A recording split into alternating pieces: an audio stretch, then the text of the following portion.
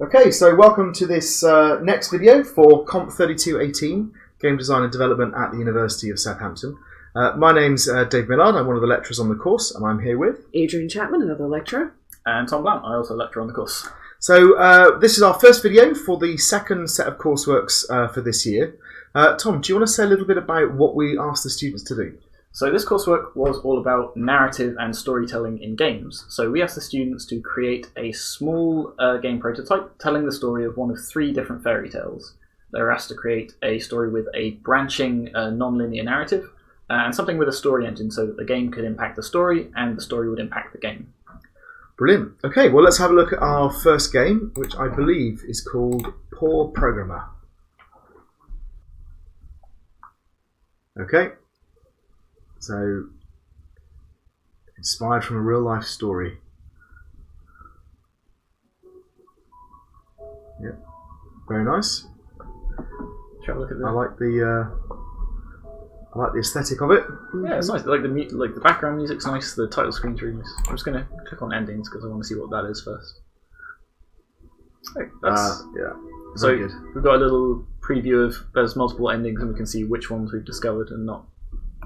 Plot twist, new career in EOL.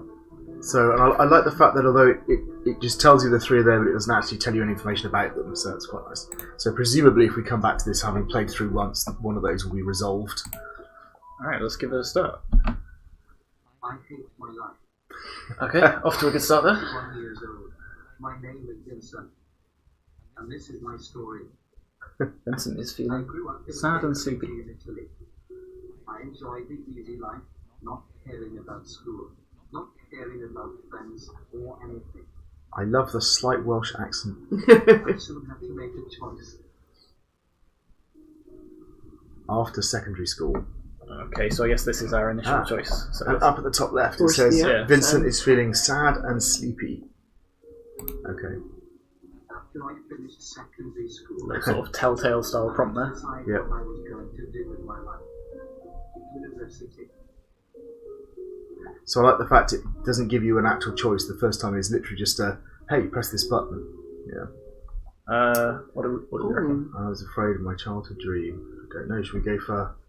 Do you want to go for... Let's go for childhood dream. He's really excited about university. Oh, now he's nostalgic and sleepy. Yeah. Star. I was dreaming I'd be famous. Well, that doesn't matter. I could never be famous. I'm not talented. I was scared about university. Like, this is very simple, but it's Yeah. surprisingly atmospheric. Yeah, it works very well, doesn't it? So I picked... So I picked computer science. I enjoyed video games a lot. I play hours and hours, day and night. And I did some programming in school. I thought that was it. I was going to be a programmer. I see, this is interesting, because even though it's just a sort of like text-to-speech program that's doing all the reading, it definitely adds something, It because does. without that it would be... Yeah. Especially if you think, imagine it's literally just a blank screen. Yeah. I couldn't stand it. I'm not good at programming. It's become angry. Anything. I'm poor, have no money. What am I going to do? Right, you can make this next choice. Oh, So, we can get a job, goodness. think about hope, no one cares about me. So it's a bit like spiralling down. Yep. I think I'm gonna spiral further. Sorry, guys. Oh, you I'll just go to sleep. Now he's very sad. Oh, well done. And sleepy. Yeah, we're gonna sleep a little bit. That's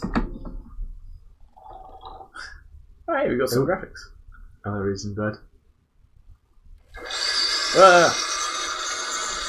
The coffee. Okay, suddenly I'm not sure what's going on I anymore. like the slurp.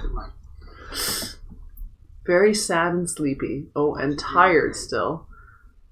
Oh, there's this new game, Rocket League. Yeah, let's have some fun.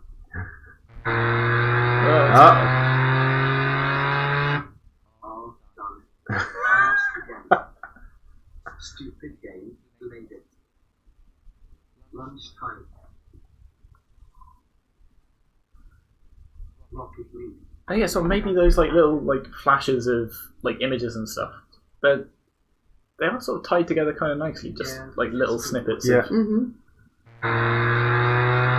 He's excited and tired now. You who fight the dust loses. And aggressive and tired, yeah. So the only thing I would say is it's a slight shame the graphics aren't a bit more consistent because Yeah, there's like different styles. if they were all photos or Yeah, that sort of yeah. minimalist monochrome thing at the start. Spent another day playing. Oh, it's the 25th. My rent is due soon. Oh, Vincent, what are you am I doing? gonna do? What am I gonna do? What am I? What am I gonna do? What is he going to do?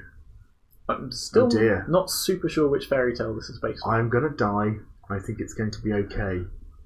Well, let's try and pick him up, shall we? Let's he's going to be okay. It's going to be okay, Vincent. It's all going to be okay. I am okay. I can find a way. Really. I am alone, but I do not need anyone. I can live another day. Come on, Vincent. Oh, no, he's Maybe the light calm. will fix my bugs. I also like the way the text flashes when it changes. Mm. I hadn't actually noticed that. It is quite small over there in the top. I think. On Elves a dogs. mobile, it was a little bit... Okay. So now I think we know which one it is. So, Elves and the Shoemaker? Yep. Copy again. So when it was demoed to me, it was demoed on a mobile device, Yeah. and I think when it's in that portrait mode, it's a lot. Okay. All the information's much closer together. What the? What? Unity? Unity? What is this? Okay. Oh, I see. Game development platform. Like what I used yesterday. Kind of. Okay, so the magical elves.exe is helping him out. Yeah. Yeah. Good idea. Oh, I know. I make a game about a musician. Yes, a lot. Motivated. He was in a band, but quit because he was fighting with his mate. I thought this was going to get very He meta. was literally Yeah. wanted to be a programmer. I'll be a game programmer. Hey, no. Oh, how he's motivated. What the next program was, and why did it help me? There we go. Vincent found he actually likes programming a little bit differently, and these games were after all good for him. Very nice. Let's If you see go- which ending we actually got to what there. it says. So now we're on ending 1, plot Plot twist. twist. Vincent starts liking programming and now lives a happy life. Who could have known? So, should we Should we start going through go this? through we our need to go through the- criteria? Because Yeah. this is quite nice. So I'll in see if I terms can get a different of ending while we do that. so in terms of presentation, so this is kind of things like the information design, the aesthetics, all that kind of stuff. So there's a lot to like here, I think, isn't Yeah, there? absolutely. It's a very simple aesthetic, but it's nice. Like you say, it'd be nice if some of those images were more consistent, either Yeah. sort of like photographs, sort of snapshots of his day-to-day life, or that sort of more stylistic monochrome. Yeah. But for the most part, it's really, really nice. Yeah. Yeah, and I think there's been a nice attention to detail because there have been a lot of games who do just have the text come Yeah. up, but it really that voiceover actually does add a Yeah. lot. And things like a different look and feel for the buttons as opposed to the normal text. Little things like the alert coming up when your state changes, the fact that your state changes and flashes. Yeah, So I think there, like you said, there's some attention to detail. I mean, it is simple. There's no getting away from that, but I still think that it's done a nice job. For me, I mean, I kind of feel that this is kind of at the good level, probably. Key information is shown clearly. Graphics are consistent. Maybe it loses a bit for that, but very nice use of audio, which I think compensates. absolutely. So I kind of put it at the good level. Yep, agreed. What about the gameplay? So it's a really simple mechanic, but it was exactly right for this game. Yeah. So I had a conversation with one of the other demonstrators in the lab about this, and they were almost of the opinion that it's not really a game. It's an interactive narrative. There's not a huge amount of gameplay. If there was more to do with, say, balancing these two states sort of throughout your day. So I asked him this question in the lab, and so it's the fact the thing that makes it a game is those two little metrics up in the top left-hand corner, right? And then the problem is how that relates to where you're going and what happens. So there's a bit of a disconnect. I feel like it's not super influencing any of my choices. No. The choice, the sort of the three choices we've got here, for example, have enough embedded in them that I'm not worried about using those. So if for example, you keep trying to spiral. it was giving you the problem is about your meaningful choices in terms of play, right?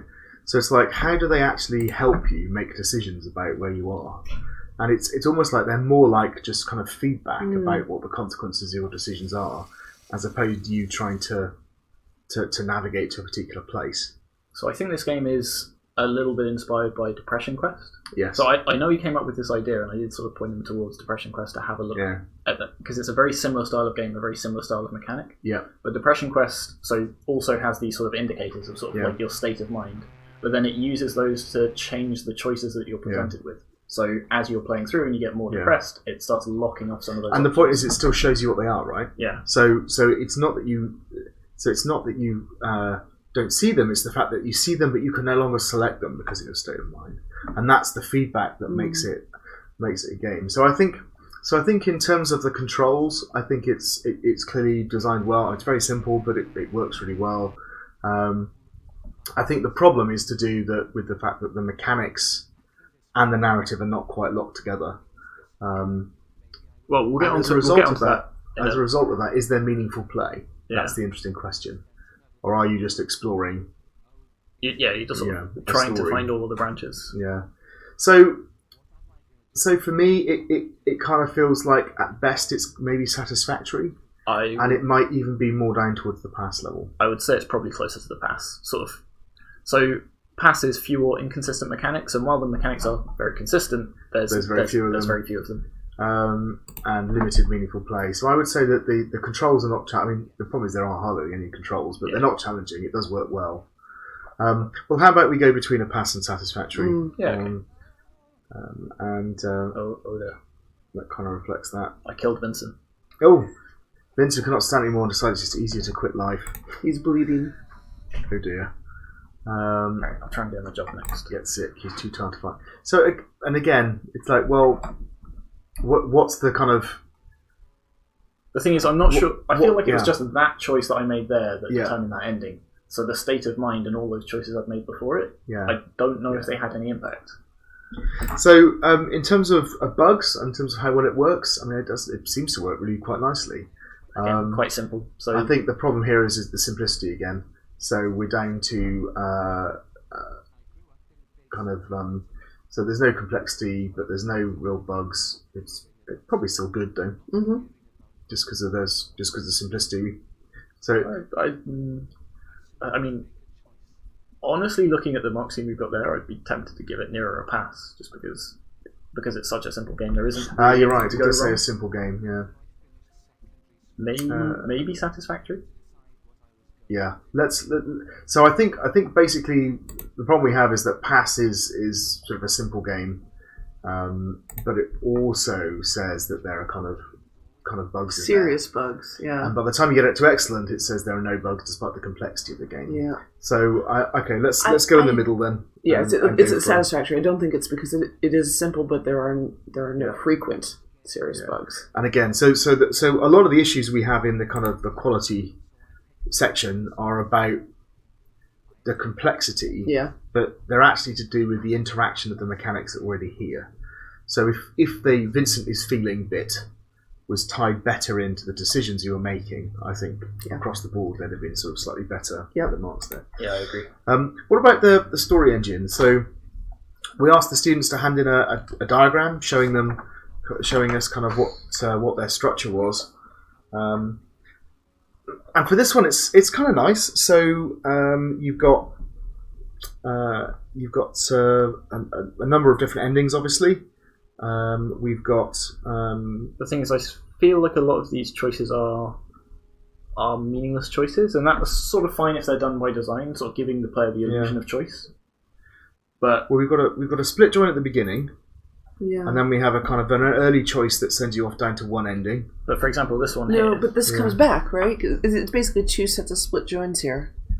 But I'm not quite sure where the other ending is. Actually. I think it might be over here in the there's unreachable. 3 in here. Or at least I assume there's 3 in here, because if I click what if I get a job, we'll find out. So it doesn't look like it quite matches up. Yeah. So, okay. Well, let's talk about the story engine then. So, what the key thing we wanted from the story engine was that you make narrative choices which impact the game, and then you make things happen in the game which impact the narrative. Okay. So there's certainly game impacting the narrative, because based on my choice, we get a different ending. Fine, good, grand. Yep. The thing is, I'm not sure it works the other way around. So we've got these moods up here, but it's not affecting any of the way the game plays. Yeah. So yes, so it's like so it's the other way around, isn't it? So our choices in the narrative clearly affect the game. But the game, the game is the Vincent is feeling hopeful and tired. It's the only thing that's happening in the game system, and you're right, it's not clear. And in fact, looking at this chart here that they've given us, because it's essentially a flow chart, it looks like they actually have no impact at all. Yeah. So what that actually is feedback. So just what step through the narrative as to where you are. So it feels to me that it is quite one-sided in that respect.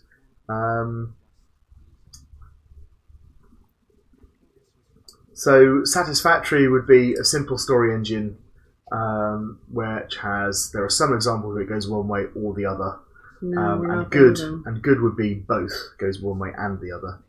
So here I think it does go one way. So I would say that what we have here is at best satisfactory. Again, it's difficult because the game world is so thin. Yeah.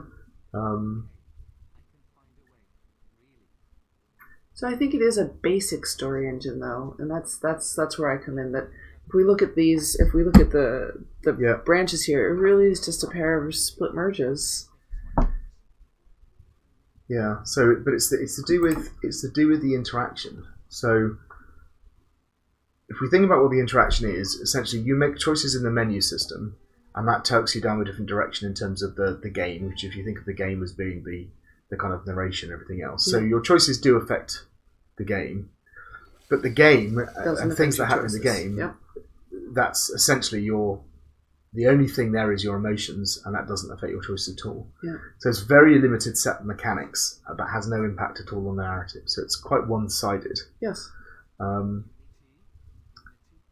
so that's just, I mean, it's somewhere between a pass and a satisfactory, and I would actually argue that this is a basic story, not a simple story. I was going to say, I think this one, I think it may be that there are just two endings in this, because I picked the sort of I want a job option, and it looks like I'm still going down that path. Yeah. So we think this is kind of down at the sort of pass level for the story engine. Yeah. Okay. So agency. So this is where we look at the complexity of the story itself, basically. So agency. So satisfactory would be an interactive story with several branching points and a few interesting choices. So what we have here is we have a split join. We have branching points. I think we have two split joins actually, and then a final branch towards the end. Yeah. So clearly kind of fulfills the core bits. Yeah. The other part about the agency, though, was to do with the meaningful choices or interesting choices. Yeah. And also whether there's attempts to manage player agency. So actually, I think the split joins are an attempt to manage agency. So I think my problem with this whole thing is that I quite like the structure. I think it uses split joins. It's quite sort of cleverly sort of paced and put together. The problem's to do with the interesting choices, because when you're faced with a choice like I feel so miserable, or I should go and get a job, it's like what is explaining to you? What enables you to make those choices in a meaningful way? Yeah. Right. And the thing is, I'm not basing those choices based on the mechanic that's being presented. So it's the state of mind. It's just, okay, I want to pick the get a job option or the Vincent spirals into depression option. So for me, I think if the choices were a bit more meaningful, I would actually say this manages to be good. But because you're not really clear, it feels more like you're exploring the narrative space rather than making decisions. And so for that reason, I think it kind of pulls it down towards a satisfactory level.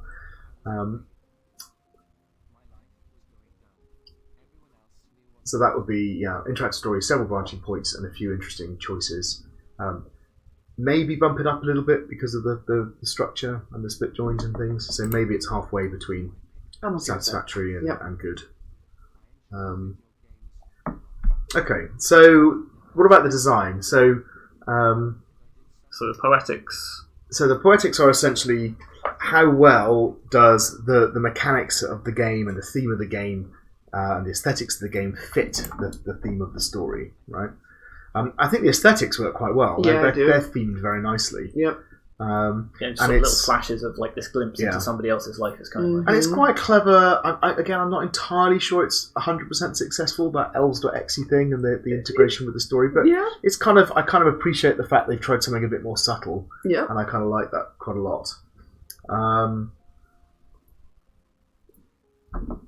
But again, it comes to the fact that it's a very simple mechanic, but it doesn't.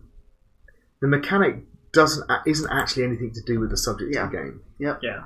So again, comparing it with something like Depression Quest, yeah. where that mechanic of sort of that feeling of helplessness and hopelessness is sort of baked into the mechanic, and it's delivered through the. You through start the losing options in your choices, and you can see they're there, but you can't do them because of the way you're feeling. Yeah. That really sort of conveys that sort of sense of depression and hopelessness that this one sort of lacks. Yeah. So satisfactory would be narrative and gameplay do not interfere with one another, but the key mechanics have little to do with the themes of the story. I kind of feel that's where we are here. That's exactly where we are. It's kind of the there's nothing going wrong here. The aesthetics are all pulling in the right direction, but they don't help. They just it doesn't hinder, but doesn't help. They're just kind of divorced from one another. Yeah. So satisfactory. How about the techniques? So this is kind of the way in which the narrative is delivered. So this is pacing, variety, things like dialogues, cutscenes, use of kind of story techniques like in media res, that kind of thing. So, given that this was a mobile game, and given the theme of the game, it's very simple, and there aren't many different techniques. But I still think that, given the what it was meant to be presented on, and the theme of the game, that minimalist is actually a good thing for this game. I mean, most of the game is essentially sort of an extended cutscene with some other options. Absolutely. There's not a lot of changes, but I mean, I think the narration is nice. Yeah. And that works really well. And it's very atmospheric. And the kind of the sparing use of like you said, the cutscenes of effectively what they've done with the graphics is kind of good. Pacing, I don't necessarily feel like it takes us anywhere. It kind of.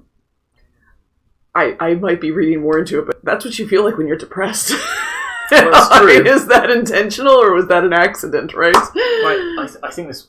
I know we keep coming back to this, but it's sort of that lack of mechanics and that lack of time and I think the state of mind. If it was a case of we were sort of trying to balance the state of mind so that we could make choices later on, there'd be more to play with in the pacing. They could sort of make certain sections of the game harder, even. Whereas right now, the sort of dramatic pacing is quite flat, just because all we're doing is waiting for the next choice, and then making a choice. And then waiting for the next one. No, I'll take that. And it would be much more interesting too if after we slept or when we started feeling more happy, not in the doldrums there, that we did change the pace and actually things got faster or more. Yeah. So I'll take that. So that kind of puts us in the sort of satisfactory category. So they've got at least one game writing technique. Well, that also says some ascending pacing. I think we're very flat. So it maybe even be slightly below that. Yeah. Sort of halfway between a pass and satisfactory. Yeah. Okay. And then feedback. So. What do they say? The feedback was given. Think about the theme and make sure the mechanics, aesthetics, etc. help emphasize the theme. So they said it's an emotional game. They added Vincent's state. So that's good, because if they hadn't done that, I think they'd have been in some trouble. Yeah, absolutely. And then they thought through kind of what the aesthetics would look like. The supernatural aiding force could be called. So more feedback was supernatural aiding force could be called Elves.exe. Yeah. And they appreciated that one. Make sure it's not just an interactive narrative, but a game. So add more depth and mechanics. And in this one, they felt adding Vincent's state would help to that. Yeah. And then the voiceover helps. I can even use my own voice for Vincent's voiceover. So actually, this is really interesting. I wrote a script for the Unity editor, which automatically does TTS synthesis on all the dialogue using AWS powered. I have to say that the process behind this game is actually really quite impressive. Absolutely. So the whole thing is scripted in Twine and then automatically imported to Unity, and the dialogue's generated as well. But see, this is the thing. Why spend all of that effort writing a script to automatically do text-to-speech when you could just record it from somewhere and then just include it as an audio file? It feels to me like there's more process than game, basically. So it's definitely a cool thing to do, and it's a nice little sort of tech demo. Absolutely. But if you're trying to show off the game itself, that's the bit that people are going to see. So I think the interesting thing here is that all the things we've talked about are things that they got as feedback, right? Satisfactory is that feedback was articulated and some changes have been attempted with partial success. And I think that's exactly where we are. Yep, Yeah, agreed. They tried to do these things, but they just haven't quite gone far enough. Didn't quite nail it. Yeah. Exactly. Yeah. It's worth saying, actually, we didn't say at the beginning, but this is a solo effort, isn't it? Absolutely. Which is why I think we've kind of been a little bit more forgiving on the scale of it. Absolutely. So that last one, so the feedback was satisfactory as well. Yep. So I think the interesting thing there is that the things that were added are the things that we like the most about it, right? Like the thematic connection with Elves.exe, the emotional state, and all those kind of things. And it's just a shame that those weren't delivered and taken just that one step further. Yep. Okay, shall we move on to the next game? Move on to the next. Okay, our next game is The Seven Ravens. It took a bit of fiddling around to get the resolution right, so hopefully this time it will work okay. Let's jump into level 1 first. Okay, The Seven Ravens. Many years ago. Oh, but how am I supposed to know the story now, man? Father of the family, a woodcutter. Okay, let's start skipping through some of this text. So, slight disclaimer: we have seen this while we were messing around with the resolution, so we will just skip through this large amount of text. But you can pause it just in case you want to read it yourself. So there is a fairly big, essentially just like a big text dump to set the scene. It's not really the most interactive way of telling a story, but okay, now we've got some gameplay, so we'll see how this sort of blends it together. We've got some hit points and some attack and some lives, and left click to move around. Alright, let's do some left clicking then. Okay, so we're on a fairly linear path to start with. Trees are growing in the background. We've got we've at least got like a little tutorial. We're told follow the path. Walk through the floating tomes of power. Okay, save so your progress. We've got some save points. Awesome. So, oh, watch out for the save thugs. points are interesting. Is that just if you die, you go back to the save point, I think? Because we haven't seen any sort of reloading. I am right clicking, but it's not. Oh god. Are you not able to attack? Right click on them. You are right clicking. I am. You're right clicking furiously there, and yeah, no, what's happening? Okay, let's just avoid the thug. Let's go somewhere else. Does left clicking make a difference, or does it just move you around? Left click to move you around. Oh, there we go. So what changed there? I don't know. Are you clicking sort of on the other side of him? Yeah, that might be it. So it's like move, like attack move almost. Okay. Awesome. So we just walk through the house. I guess. I don't know if there's any objective to this place. No. Let's carry on going around the path, I suppose. So it's an interesting choice to build that house. The camera is a bit. Can we change the camera? Because I think there was something about rotating there. There's a zoom. Use the arrow keys to rotate the camera. Okay. And the zooming is affecting the text. It is. Right. Alright. Okay. Let's rotate the camera, Max. Okay. There we go. Okay. So that house was an interesting level design choice. It didn't seem to serve a purpose, but I'll be interested to see if it plays into the narrative later. I'm also not sure why we want to rotate it. Why not just have the camera fixed behind us? Yeah, that's true. As we sort of progress. I mean, it seems like they're going for that classic top-down RPG feel, right? Sort of Baldur's Gate-esque. What happened? Then stuff like that happens. Yeah. So you lost a life, so maybe you respawned and that reset the camera. Maybe. But then I am trying to attack them. Can we just ignore them? Yeah, We're faster than them, so can we just run past? They're doing damage to me, Colin. Oh, they're doing damage to you while over there. This could be Okay, and then it resets you back to there. Okay, this is... So you've got one life left. So on the plus side, it's nice that the tutorial prompts come up again. Yeah. Right, have I avoided aggro? Alright, let's take this little secret path and see if that... Okay, now we can't see where we're going. I guess that's why we can zoom in, right? Yeah, but then we lose the text. Alright. Quick, go over the save point.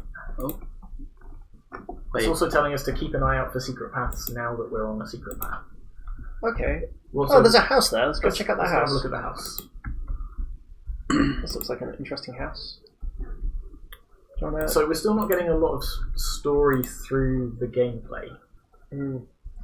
So I was wondering if they were going to use these houses as some kind of storytelling mechanism. Yeah. But it doesn't seem like that's the case yet. No, that one seems To do nothing. slightly irrelevant. Let's carry on down the secret path and see if we find anything. Uh-oh. So that would actually be one example. With the thugs attacking you outside that house, if you sort of had some fire in the cottage or something, it would be one way of starting to set the scene and start to tell the narrative through the level design.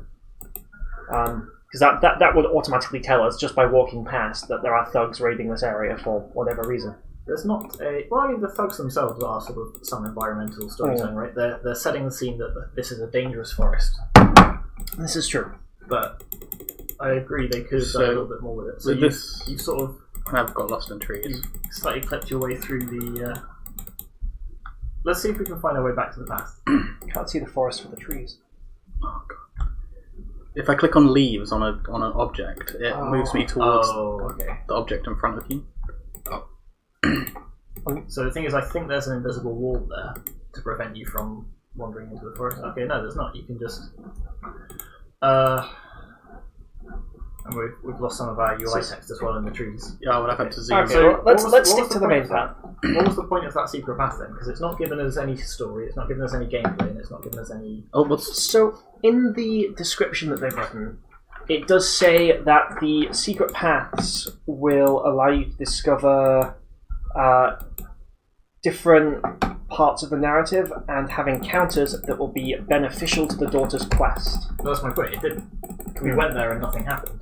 So it might be the case that they're just trying to tutorialize it here, but we'll have to see. Certainly that didn't seem like a particularly rewarding secret path. It didn't say that, as a player, you should go down these secret So paths. if that is intentional, then all they've tutorialized there is that secret paths are meaningless. If there was just an NPC that said something when you got there to let you know that, hey, occasionally you'll find this extra little bit of something. Walk through the shimmering portal to end the level, or there's another... So do we go through that secret path? I don't want to go near those because I won't be able to take them. Will you be able to get away from them here, Max? I don't know. Well, also, where's the shimmering portal that's the end of the level? Because I didn't see one. Oh, here we go. That house. They're following. Need the help! No! Alright, skip them. Let's just go. Alright, There is actually a guy over by that house. Now you tell me. Yeah, but now we can't get there because we're gonna die. No, other way. It's the other way. Oh, I see. You're trying to lose them. No! He's trying to kite them. The problem is you're clicking on all the trees, isn't I it? don't want to know what happens if we run out of lives. Oh, okay. Okay, that was... So, yeah, it looks like the controls were slightly working against me there. So, do you want to skip and we'll go to level 2, the town? Yes. And while we do that, we'll talk about some of the gaming in relation to the mark scheme. Okay, so we do just get another sort of a set of story prompts. So there seems like quite a big disconnect between the story and the gameplay here. It seems like it's doing that sort of... Well, we'll talk about this in a minute anyway. Yeah, so we'll talk about it in a minute. For now, let's talk about the gameplay. Okay. So it looks like the core mechanics of the game are moving around and attacking so far, with occasional pickups that you can collect. There's a person there. Can we go and talk to them?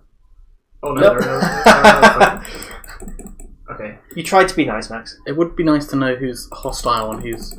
I guess everyone is hostile. Maybe.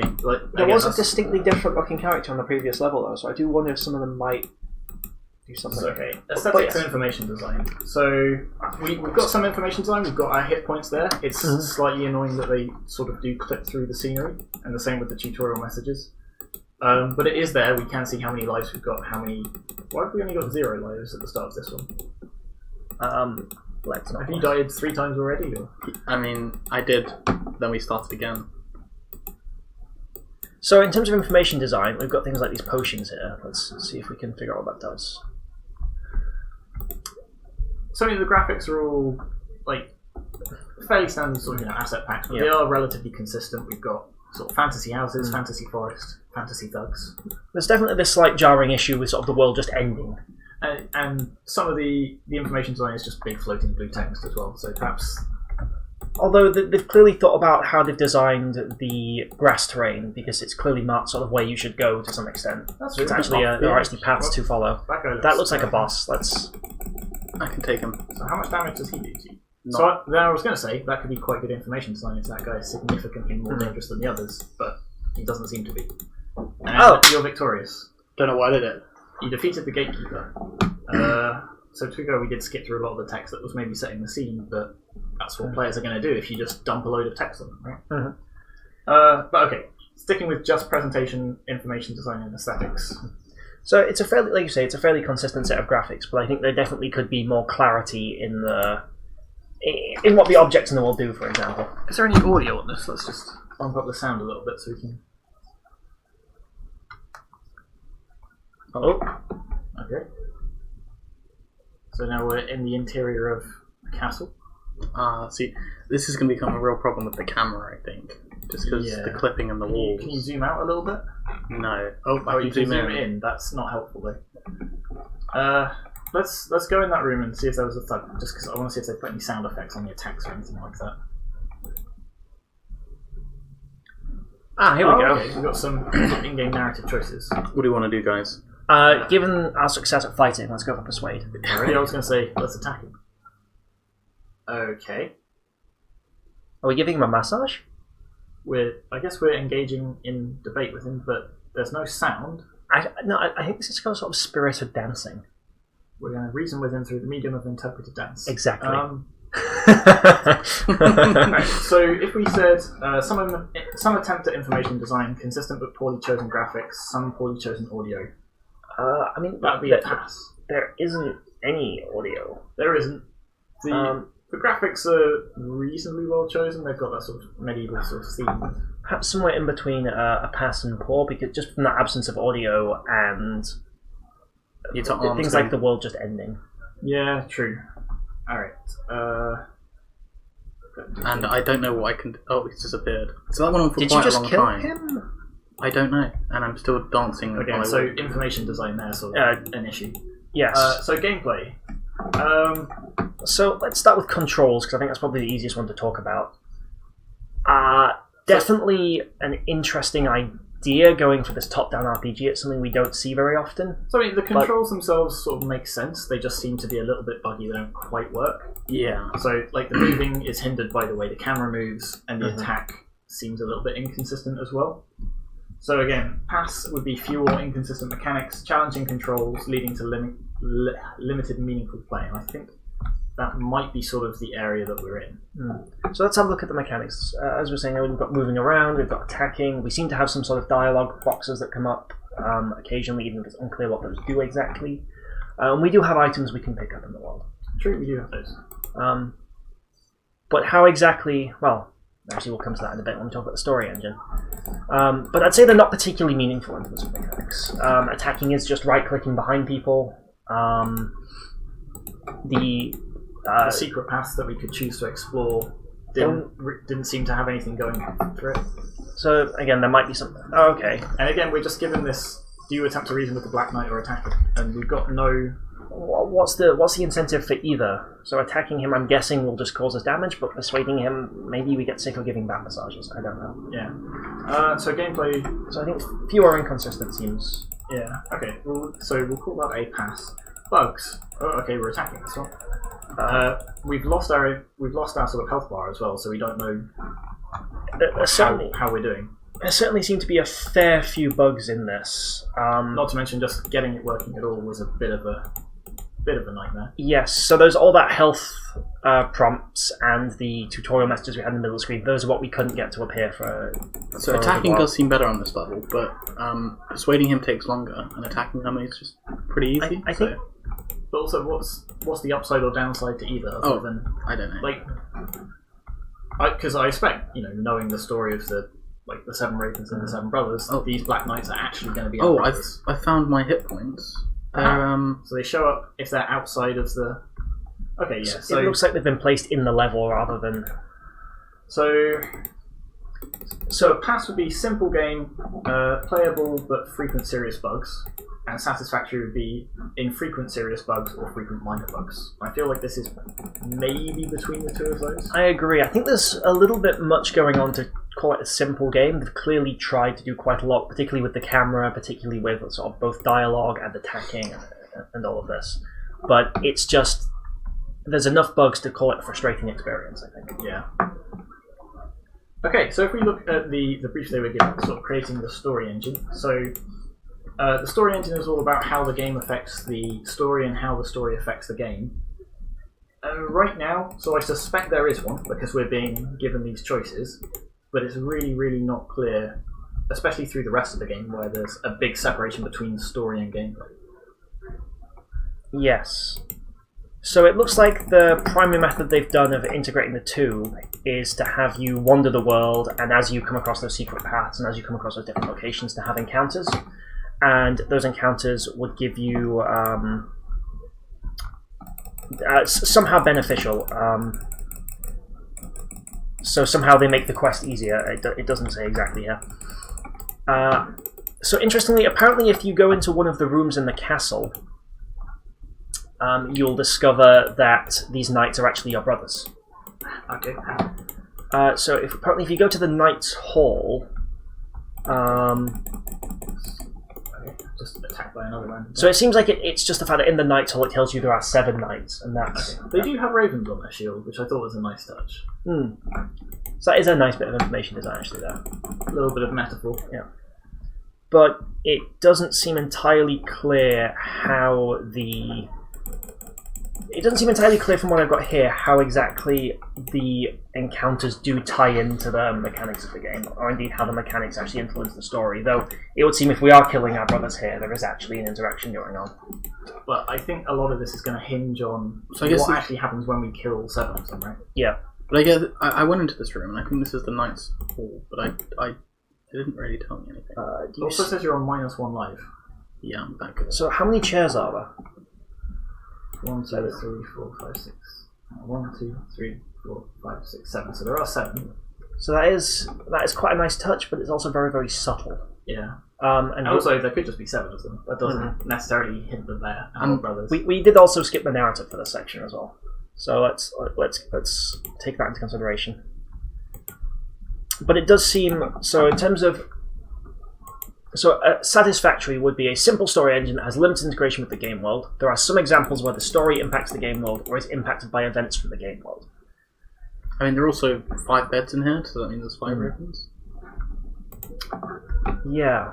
So I think like you say, we'll have to see what happens when all the knights are killed. Because so far we've not seen a lot of interaction between the game world and the story.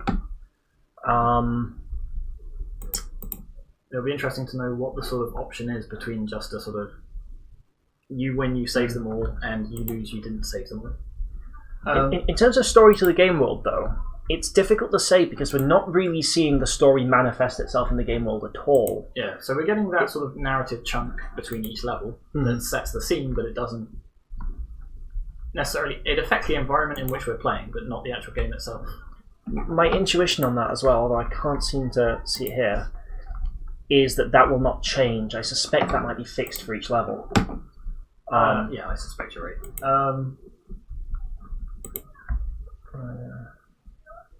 So I'm almost tempted to say this might actually be below a pass at this point, depending on how this ends. I'm not sure what I have to do to make it end. So the question is, does it have mechanics that impact the story? And so it does have some. So okay, so I think we can say it does have some basic story engine in that is letting you make this choice between who lives and who dies. So okay, let's leave it as a pass for now, and when we get to the end, maybe we'll revisit that. Agency-wise, so what choices are we making in this game? So we're making the choice of who lives and who dies, but there's not necessarily a huge amount of meaning behind it. I'm also not sure how much of the narrative here is branching, other than like a sort of we get through the game and then at the end we either get a good end or a bad end. So we did ask them to supply a diagram of their sort of narrative. I don't think they have, but they have left some comments in the report they handed in. So in terms of how much branching actually is, it seems to all hinge on this particular level. As far as I can tell, the main sort of branching point in this story is just how many of the brothers you kill. If you realise they're your brothers, do you kill none of them? Do you kill all of them? Do you kill some of them? But even if I haven't realised that, I could just sort of say, okay, I'll persuade all of them. I don't know, why am I incentivized to do one over the other is the thing. I was incentivized to kill them because it's quicker than waiting there for them to move their hands. Yeah. 20 seconds. And I think this suffers from the fact that it is very hidden in the story, seemingly, whether these knights are the brothers. So, I've killed everyone but this guy, and this guy doesn't want to attack me. Can you attack So- them? No. So it might be the case that that we can discover earlier that these knights are brothers, in which case maybe it is a little bit more meaningful. But I'm not seeing an indication of it. Yeah. So I'd say an interactive story with few branching points, few interesting choices, and player agency is problematic. I think sums this up, Yes, I think so. which actually unfortunately leaves it down at a 4. Yeah, and even then, few branching points doesn't imply more than one as well. I'm stuck, so I haven't seen any branch at all. Okay. So moving on to the design and the poetics. The poetics is about how the mechanics sort of help tell the story and sort of get across some of the themes of this. So are the narrative and the mechanics working against each other? Are they totally sort of divided, or are they sort of working together in sync? So they have slightly twisted the story here. So I will just talk about it briefly. So they just said that the core of their narrative here was that the 7 brothers became bitter at their father's treatment of them in favour of their sister, so they left home and grew into 7 knights dressed in black, each with a raven as their coat of arms, and took over an army of thugs and barbarians, and using them to take the kingdom over by force. Excellent. So they put their own spin on the story, which is fine. Like that's something we encourage as they interpret these stories. But so the daughter sets out on a quest to find them, and she discovers this marauding band of brigands are attacking her neighbourhood, and eventually discovers that they're controlled by these black knights. And apparently, this room is meant to be the moment of realisation where you discover that the knights are her brothers. I don't know if I missed something though. Because I went in and nothing happened. maybe It's just the 7 chairs. So it is the fact that there's 7 chairs. You have to figure out that 7 knights, 7 chairs. 7 you're brothers. victorious. Oh, so I only knew that when I went back to the... Door, Back to the which door. there's no indication of. And alright, let's read this just to see how much of the... Her brothers were redeemed, and then you kill most of them. You saved one and you killed all of the others. Mm-hmm. Alright, hit continue. Let's see if it mentions... See if it keeps score. She turned and once more saw 7 ravens gliding around the towers. But I killed... But you killed all of them but one, right? One by one the birds departed. The last flew over a nearby forest and she turned to make her journey home. So it didn't actually acknowledge that you killed any of them. So I feel that actually might affect the mark we gave it for story engine. Is it as no serious attempt at integrating the story with the game, or is it some support for story elements in the game but no real story engine? I think that might be what this lands as, unfortunately. So, yeah. Hey, I just started the level again and went from the start Straight back 2 steps. Okay. And So we're discovering a few more bugs as we go across, unfortunately. Okay, so poetics. Again, the mechanics aren't really helping tell the story because the story is so divided between these text prompts and the gameplay itself. And the gameplay itself is...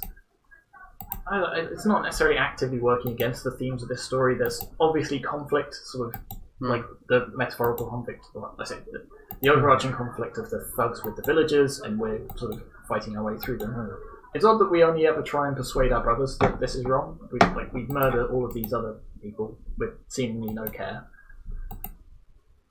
I mean, if we're on a quest to find our brothers here,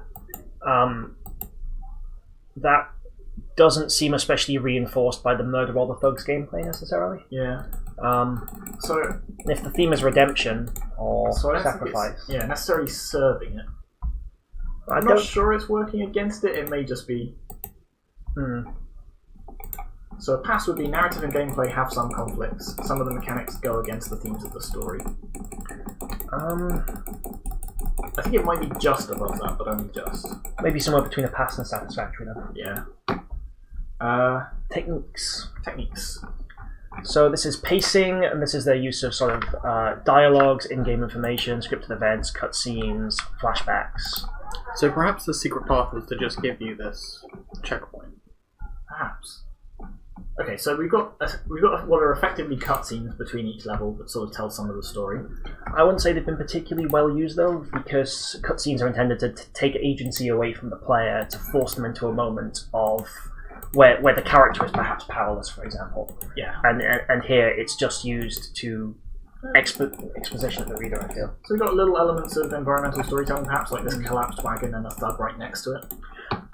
It's true. I think they could have done more with this, but they definitely have little bits of it. So what would you say about the pacing? So we're given this very linear sort of tutorial style first level. The second level is a bit more open. There's a large person in armour that we fight, and in the third one we're fighting all of the knights. So the pacing's not too bad. It's a relatively linear sort of pacing curve. There's not that sort of ebb and flow necessarily.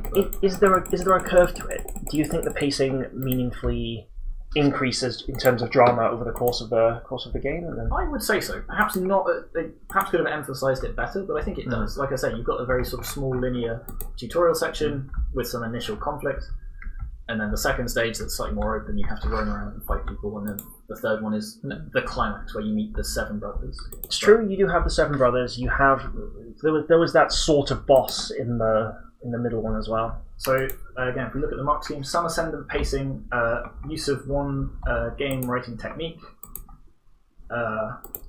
would be satisfactory, and good would be ascendant pacing with a clear final peak and use of more than one game writing technique. Is it a satisfactory, or is it somewhere in between the two, do you think? Hello, what's this? So this is the guy we talked about earlier. I wonder if this is just incomplete. Can you, if you zoom out again, Oh, there we go. Walk through the shimmering... No, that's the same as before. So this looks like there should be some kind of dialogue or something. Are you sure there's no sound? The volume is on full, so... Hang on, there's some text off the side of the screen that's backwards. Or in another language or something. Oh, interesting. So maybe there has been more dialogue going on here that we've been missing. But it's not... That's certainly not meaningful, right? It's... We would have only missed it if we were there, and I've been trying to keep it zoomed down to a level where we can see it. So even if that's important, I don't know what it means. So techniques wise, well, I mean that does mean it might influence the techniques, Mark, though, because they have clearly got some kind of. Well, is it meaningful to include if it makes no sense to the player? I'm wondering if that's something specific to this character, though. All right, do you want to put it between satisfactory and good? Maybe. Maybe keep it as a satisfactory. Right. Yeah. And last but not least, feedback. So, what feedback were they given as part of this? And what have they done to address it? It does say something else. Visit and see if. Okay, there are some other dialogue options. So, in the first lab, they were given the feedback that should think more about the way in which the daughter would discover the Black Knights were her brothers, so how this would affect the gameplay, and as that was one of the remaining items of the story arc they had to decide on. Just to point out, this text is click-through. Okay. So the first one was saying something, and we can't read the rest. Okay, so they also have additional dialogue elements in. So I tell you, I'm going to bump the techniques up to between satisfactory and good, just because they have made an attempt to include it, even if it's not. Yeah. Been super so there may have been some interaction between the ravens at the end that we saw, perhaps, but because we were so zoomed in, we couldn't see it. But again, that was a feature of the way they designed their level. We didn't really get through it any other way. Okay, so they've tried to. So convey it looks like using images rather than dialogue because of the original story. They also apparently deliberately chose to put the 7 chairs in the final level because of that feedback. And they decided that would be how they discovered that they would be their brothers. So I think... So it sounds like they've understood the feedback they've been given, and they have tried to act on it, but it hasn't necessarily worked to the best degree it could have. I mean, if that table wasn't there, we'd certainly be more in the dark about, were they our brothers or were they not. So they've made some attempt, but I think they could have maybe taken it a little bit further to try and... So I guess this is the shimmering white portal. I see. Shimmering grey portal. Yes, so I would agree with you there. It's clear that they have tried to incorporate that feedback. It just hasn't made a huge difference. So perhaps feedback was not well articulated, but some changes have been made with limited success. That would be a pass. Yeah. Okay. Let's say that's a pass. And in which case, we should probably wrap this game up and move on to the next one.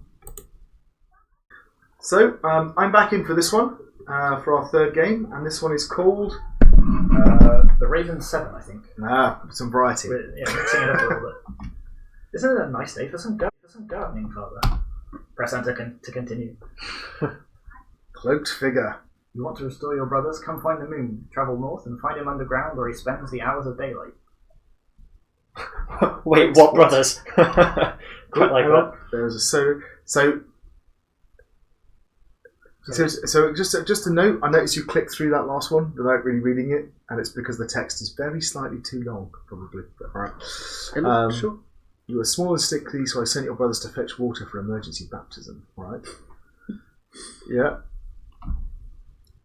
And I grew impatient. I'm thinking you wished. So this is kind of like our exposition done. So it's worth pointing out that they are choices. They're not super clearly defined as differences, but you can choose which option. I saw through the window 7 rows and not the sun in sight. Okay, what should we go for? Let's go for it. Let's go for anger. Go on, this is all your fault. You're right, of course, but I'm too old to go myself. Good luck and be careful. Take my walking stick in case you need to defend yourself. I couldn't bear to lose you too. You alright? Well, Father, guess I've got... That looks like a no choice at all, which is good. Guess I've got no choice. Oh, that's exciting. Yes, some of the layering on the sprites doesn't quite work. So That's a shame. Stuff disappears behind the path. Jane Baker, neighbour. Take some bread. So bread is essentially a health potion. So you can eat a bread to regain a health. Let's Take be the bread silent protagonist. Take bread silently.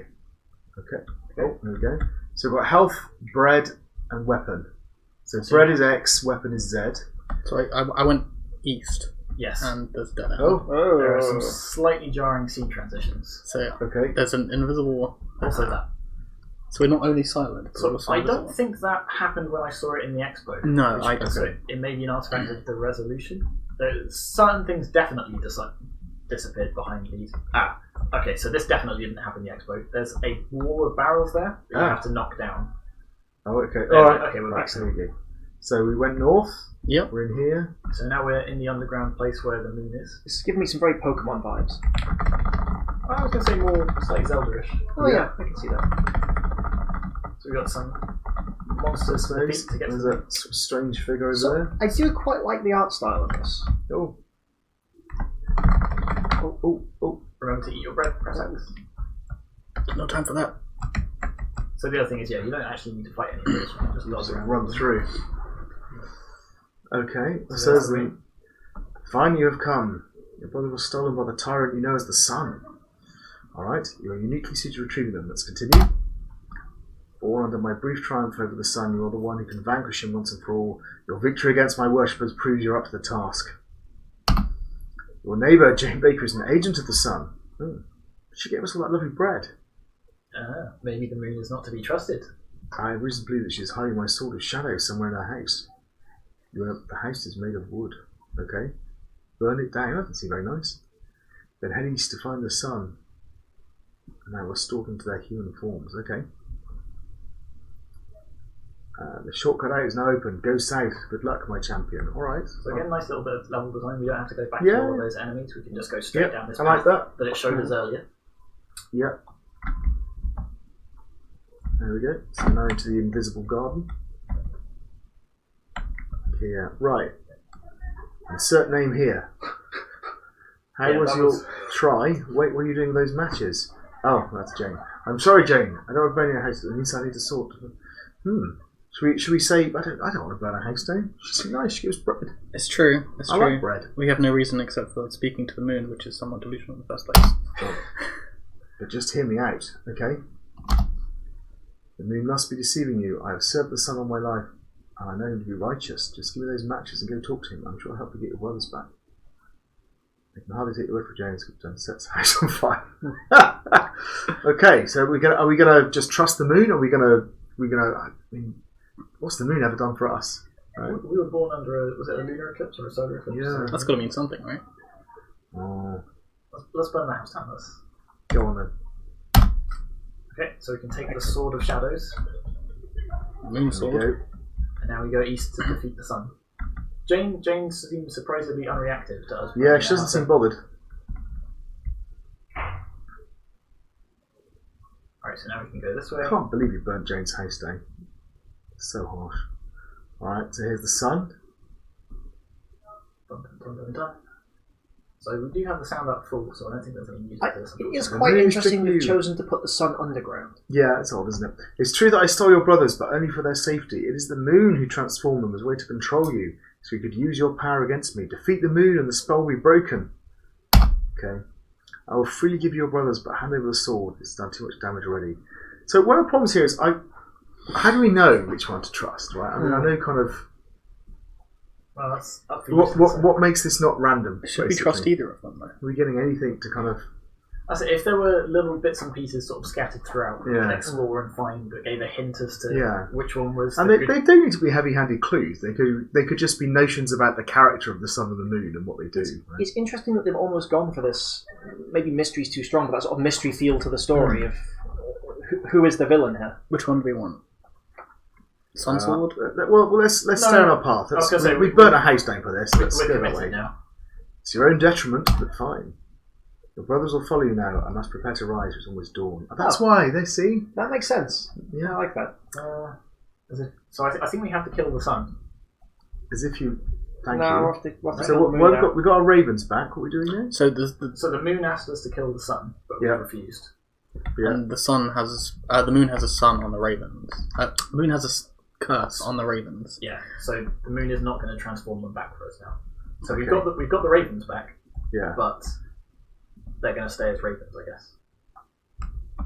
So what happens? All right. So when I played this in the expo, I actually got through a different. I went through a different sort of choice. So I Yeah. don't actually know what will happen here. So the fact that I'm trying to guess based on the actions we've taken makes me think that actually there is some semblance of choice. They face my wrath. Yeah. Quick spam X. Spam X and Z at the same time. There we go. Whilst we are saved. Oh, they're back. Oh, they are back. Without your bravery, might have been stuck as ravens forever. The So end. I guess killing the moon breaks the curse. Yes. That is exactly what they've got here. Okay, but defeating the moon with the moon sword is harder, Okay. I think they said. So I'm still a bit confused about what the choices are. But should we Yeah. go through and do this one at a time? Right. So So if we start with... I'm going to go kill the Presentation? sun as well now. Okay, you're just going to do that as well. Yeah. why not? Presentation, information design. So I mean the graphics are nice and consistent. They're good kind of.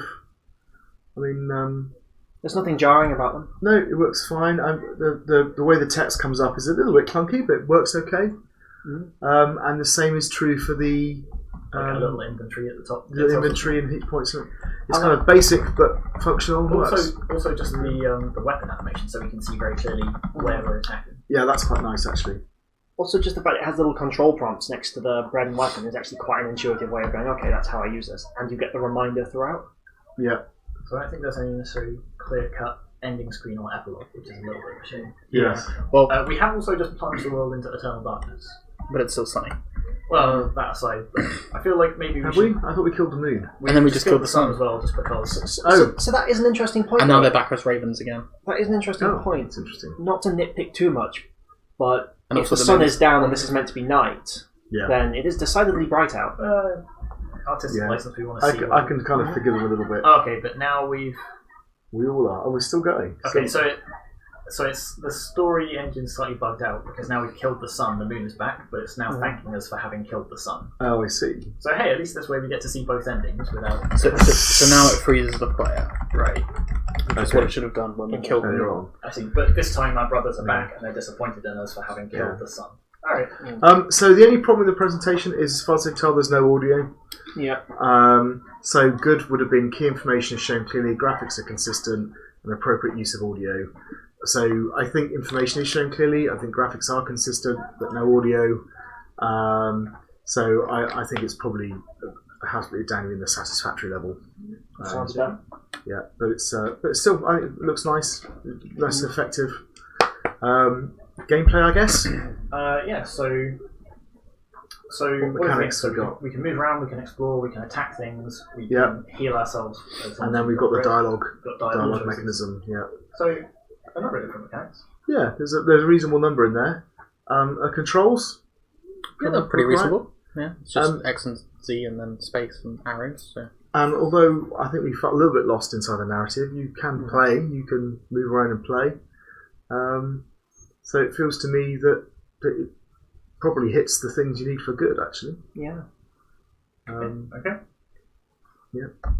Like it feels a little bit like a sort of roguelike dungeon crawler-esque sort of gameplay. It all works to that effect pretty well.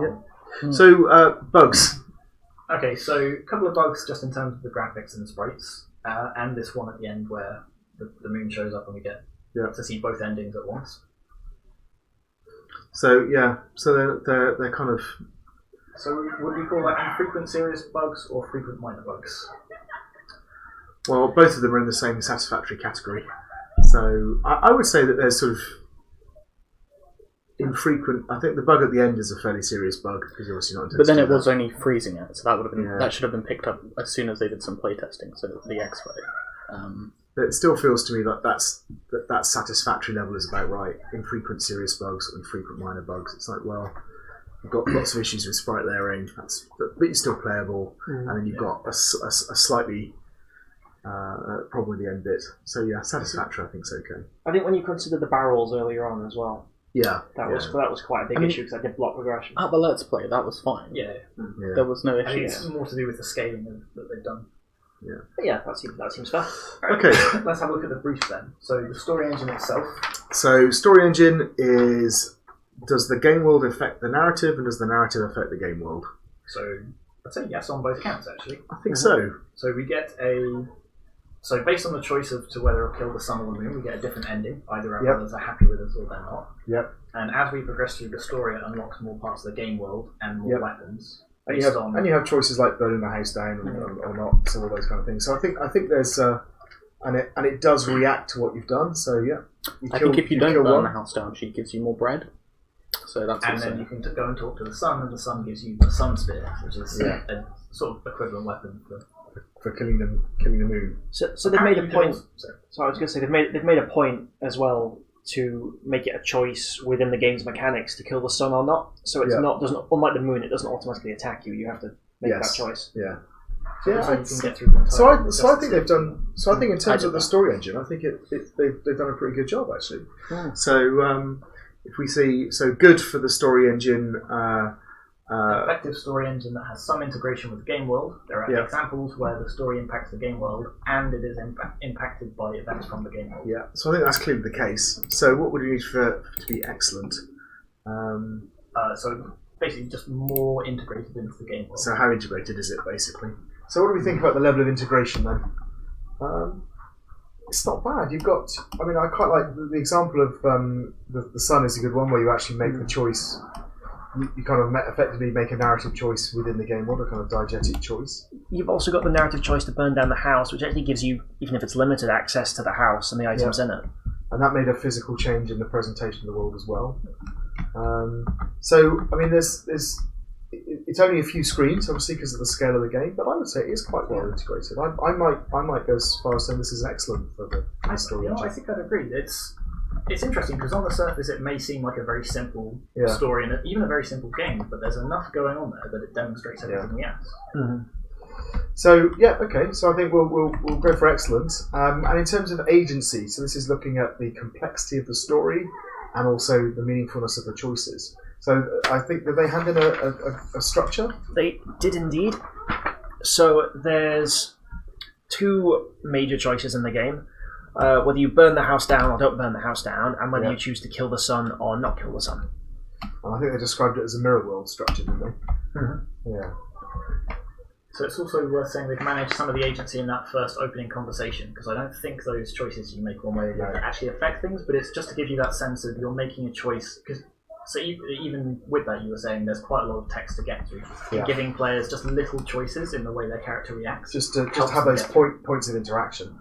So a little bit of false agency. So this is also, you're right, this is about having managed choices. So using a mirror world structure,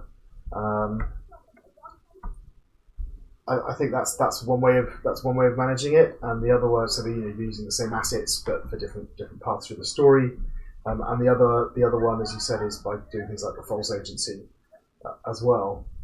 So they've got a few things in there for managing the structure. There are clearly alternative endings. It's just a slight shame about the bug as you drift around them so much. But there's a little bit of a question, like you raised earlier, to how meaningful some of those choices are. Yeah. So why would you trust the moon? Why would you trust the sun? And also, again, so like the consequences of killing the sun seem quite drastic. Yeah. So you feel a little bit lost with the narrative as to what you're actually doing. So if we were to look at it then... So if we were to look at good, an interactive story with several branching points, a few interesting choices, and some attempts to manage player agency using topology, narrative patterns, and the illusion of choice. Yeah. So I think they probably have achieved that. I kind of think that they've done everything right. The problem is by not giving you enough clues to enable you to make choices. I don't mean about figuring out which one is the right choice, but enabling you to make a decision about which way you want things to go. Even if that turns out to be false, they've not kind of built that in. But otherwise, I think... it's slightly greater characterization of the sun and the moon. Yeah. The moon doesn't have to be a mustache-twirling villain. But... Something, yeah. So I think probably still hits good, though, for agency. So in terms of the design, then, the poetics, so effectively... How much do the mechanics and the theme of the game kind of resonate with the story? So in terms of this, it's almost similar to the previous game in that the mechanics of sort of go around, attack things, sort of make some choices. The choices in this game are a bit more complex. Yeah. But otherwise... So I think there's definitely a bit of a disconnect between that combat, especially in the cave before the moon, where there's just sort of a bunch of arbitrary arbitrary knights and mages, I guess, sort of throwing things at you. I mean, I don't think they're in conflict. They just don't do anything for each other. Exactly. They're kind of just sat in parallel, and it's like, well, it's fine. We've all played these types of things before, so we know what we're doing. And the story is just laid on top of it, but there's no resonance there. So it's not just on top of it, though, it is throughout, which is kind of nice. So satisfactory for poetics would be narrative and gameplay but do not interfere with one another. But the key mechanics have little to do with the themes of the story. I think that for me that feels about right. It's like it's nothing wrong. There's nothing wrong here, but there's no they're not emphasising each other. And then in terms of techniques, in terms of the narrative techniques, this is pacing, the way that the story is told, all that kind of stuff. What do we have? We've got this sort of dramatic curve as you increasingly realise the deception of the moon, for example. Yeah, that's quite nice actually. So more of the world opens up. You've got slightly more to explore. And you also have kind of multiple peaks to that because you have the encounter with the moon and then the encounter with the sun and then the kind of resolution. And the burning the house down, of course. Yeah, so I think they've done quite well in terms of having things happen and having a nice pacing. Techniques-wise, they've got dialogue trees. Yeah, slightly simplistic ones, but they're dialogue trees nonetheless. But that seems to be mostly it. Yeah. So to be good, we said they should have more than one game writing technique, for example, and they don't use anything else. You could argue that it starts in media res but I think it's more a subsection of a story rather than starting a story halfway through. So satisfactory for techniques would be some ascending pacing, use of at least one game writing technique, and I think they've done that, right? Yeah. And the good is ascending pacing with a clear final peak. And excellent actually is ascending pacing with more than one peak. So actually, I think the pacing is probably slightly better than good. Actually, they've done a good job with the pacing. So do you think? It ends up in a good, or does it end up sort of between? So it's sort of between satisfactory and good. Yeah. Because I think I would agree with that as well. I'm happy with that. So we'll say it's mostly satisfactory, but the pacing is lifting it up. Mm-hmm. Yeah. Okay. And that leaves us with their feedback. So what did they say their feedback was? So their original idea was to have the brothers transformed by the demon, and choices will be given by ethically questionable deals with this demon. This is another one where we had an idea for a different game and we changed it. Yes. Yeah. So they are advised to make the player do the evil acts themselves if you want to accept the deal, to make the player feel more responsible. Yep. So it says that they implement it in the game. I'm guessing that would be the fight with the... So the problem there is that you don't see the consequences of your actions. Yeah. So actually you don't really feel a sense of responsibility. They said that they should reduce the amount of work done by only having a few dungeons as well, rather than originally planned 7. I think that works. Yep. Right. I think. They managed to tell the story quite effectively across 3 areas. And the same goes for mechanics and narrative branching. They should keep that quite low just to avoid. And I think they've done a good job of that and actually scoping it. Yeah. So in the second lab, they said that their story and the gameplay lacked interest. So they were suggested to give the antagonist some kind of hidden agenda and to add some more mechanics beyond just swinging a sword. Yeah. So that's when they decide on this rivalry between the sun and the moon and the depth of the story to have this sort of hidden motive. And apparently they implemented dodging and eating bread. So I suppose that might be the enemies with the fireballs. No, I think if you press C, you do actually dodge. Yeah. Okay, it's just not tutorialized. But it's not super effective. Okay. So it sounds to me that they did respond to feedback. I think that's quite clear. It's always a bit difficult when they completely change the game. Yeah. But there's some bits in there they've clearly done. I would say that that's good. Feedback is articulated, reasonable changes have been made, and they've had some success. Right? Yeah, I agree. They've kind of, particularly I think with scoping the number of levels down and kind of simplifying what they're doing. That's exactly what I was going to say. That's actually quite a difficult thing to do, especially when you've got quite a lofty and good idea, and it's good that they brought it down. Good. Okay, Right. so I think that's so good. And I think was that the last game? Yeah, that wraps up this game and this video because that's the last one of this batch. Okay, we shall see you shortly for another video.